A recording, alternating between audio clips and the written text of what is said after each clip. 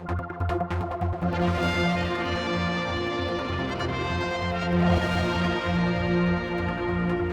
part two of interview here, down with the bus situation as it is.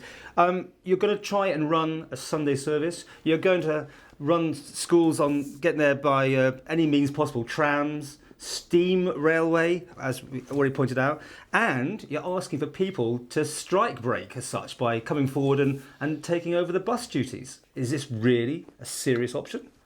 Absolutely, it's a serious option, Paul. The Minister made it very clear to me that he wanted us to try to provide as much of a service as we could and to try to help the people of the Isle of Man go about their daily lives. We have to accept that even though it might be nearly at Christmas, people are still going to work, children are still going to school, and people rely on the buses to get to where they need to go, not just where they want to go. Bus transport is an essential part of our infrastructure. Normally, most of the year, the trams and the trains we operate are for leisure use or for tourist use.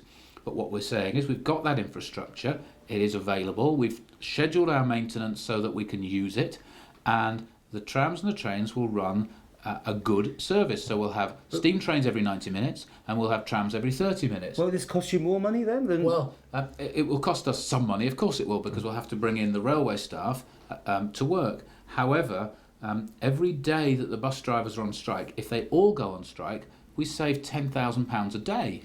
Now, we very much hope that we can contain the cost of contingency within that £10,000, but the Minister's been very clear with me, even if we can't contain the cost within that £10,000 a day, we must do what we can to keep the island moving. Okay. We're going to have shots of people crossing picket lines probably, and that's going to be quite an ugly scene for people, their friends and neighbours going to work and doing that. Do you think that is going to be the likelihood? Well, we don't expect passengers to have to cross picket lines. Let's be clear, right. Because there is legislation on the Isle of Man governing picketing, and picketing has to be at one of our 3 depots where they've declared a ballot. Right. So you will probably have a picket line at Bank Circus. But if you get off a bus in Lord Street, then other than the fact that bus may be driven by one of our management staff who isn't normally at the wheel of a bus, though almost all of them have had a career as a drivers in the past and have moved on to management grades, we won't be expecting people to go shopping via a picket line. Yep. And there are rules about picketing that require it to be peaceful, and the police are making it very clear that they expect all behaviour to be fair and peaceful, and certainly the department will be playing its part in that. Well, I think it's quite important that we actually do our utmost to try and ensure that people are able to get into work, to make sure the economy of the Isle of Man continues. And we cannot allow people to be left behind and do nothing. It is not an option of doing nothing and leaving people behind. We have to do whatever we can, and we would hope that people out there would actually look at their neighbours and see if they can help and car share and do whatever they can to help people get into work. Okay, you've shown surprise that they're taking the industrial action when they are. We all know that people take industrial action to make sure that their concerns are felt by the other end, and by coming out and strike at this point is possibly from their point of view is a good time. Although they're denying that they've picked it, but I mean I think you're not surprised, are you? That this is I think it is quite clear that they did pick this for the maximum impact on people of the Isle of Man. Under industrial relations, they have a 5-week period to validate the strike ballot, so it could have been any time within that 5 weeks. And it is disappointing to hear the union from the UK say, oh, it's just a coincidence. They must know as well as we do that they have a 5-week period to validate it. You say you're having more discussions on Tuesday. What's the feeling like? Do you feel there is negotiations still to continue, or have you put your mark in the sand as far as you can be pushed?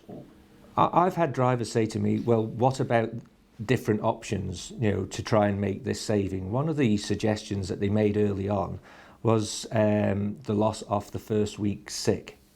So if you were off work sick, it would be at discretion of the department whether you got paid sick. And that would give us a saving which would help us reach our target. Now, some of the drivers thought this was a reasonable request to make. Unfortunately, the union didn't. So, I've been asked since whether it would be possible to put this as part of the new arrangements, and we're still prepared to look at that. Okay. They're doing 3 days. I mean, how's it play out after that? Can they just continue these take days as and when, or do they have to rebalance each time? I think they can, currently they can actually do discontinuous industrial action over a period of time. But you won't be paying them when they're on strike, is that No. what you're saying? So Absolutely. it's going to hit them in their pockets. So there is a feeling that getting around the table is obviously ideal. And it has happened before now, hasn't it? There have been threats of strike on Tynwald Day, I think, one year, and it got resolved. Absolutely right. You know, again, that was a day that would cause probably some problems. So from your point of view, are you going into these meetings on Tuesday to listen, or are you just putting down, this, we've done enough, you must come to us now? Paul, I met the reps informally when we counted the ballot on Wednesday. We had a brief meeting with the Industrial Relations Officer afterwards, and we exchanged suggestions. I said, look, we really would be quite happy to look at sick pay. Would you think about it? They've given me a couple of issues about driving time and similar things. I said, look, Nick, would you go away and work out what they would be worth? How would that help? So I genuinely think that there are options. The question is, I suppose, will those options allow us to meet somewhere in the middle? Well, we'll hold it there and we'll continue in our next section.